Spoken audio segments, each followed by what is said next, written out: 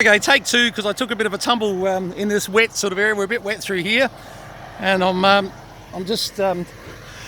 too vain to put that video up. I went falling down this hill here. It was crazy. Okay, so we'll start again on this. These are I think they're 1.1 tonne from memory. These little Lego blocks.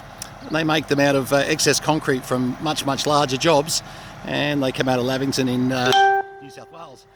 And as you can see, crane them off. Now down near the containers over there was where I was going to put them for now.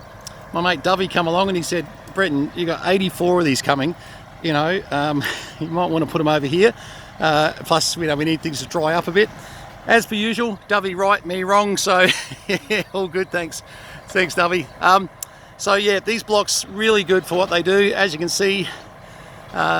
With the big high ab, they can pick up two at a time. We certainly won't be picking up two at a time with the Bobcat. We will struggle with one. We'll see. We might have to bring something in a little bit larger to do the lift, but that's okay. I'm actually looking at a new Bobcat at the moment. It's actually considerably bigger than mine. Now, if that comes into stock and we use that, that'll be fine.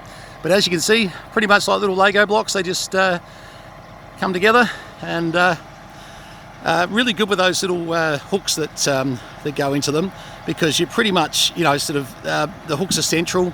So when we're picking up from the Bobcat, we'll basically just have a chain coming down to it and a link. And as you can see, got a great little bridge happening here. The bridge goes over, beautiful. And yeah, look, this is a really neat, cheap and easy way to do a retainer wall. And as I said, 84 of these coming in. We've probably bought a little more than we need, but just so you know, you can wait 7 or 8 months before you'll get these blocks. There's just a big waiting list for them, and it's because they're made of excess concrete. They do sort of do take a while. I mean, I think they're literally getting 3 or 4 out a day. So very much, you know, our order of 84 takes up probably a few weeks of their schedule, and but they are good. You just can't get a cheaper. The blocks, speaking of price, the blocks are about $30 each, and you've got about another allow $20 a block for transport for each load. 21 onto a semi-trailer like this here, and basically you are cooking with gas. About $400 a load, roughly. I do say roughly, depending on your circumstances. Where a probably a good 40 minutes truck drive from the depot. So, you know, it's all about time and what it takes, etc. Anyway, they're really good. Hopefully you get a bit of a good idea what they are. And I tell you what, really good, apart from me slipping down the hill, which was really funny. I've got to go clean up now because I'm absolutely covered in mud. And I'm probably exaggerating, and I'll give you a look. Hang on, let's just see. How bad did I go?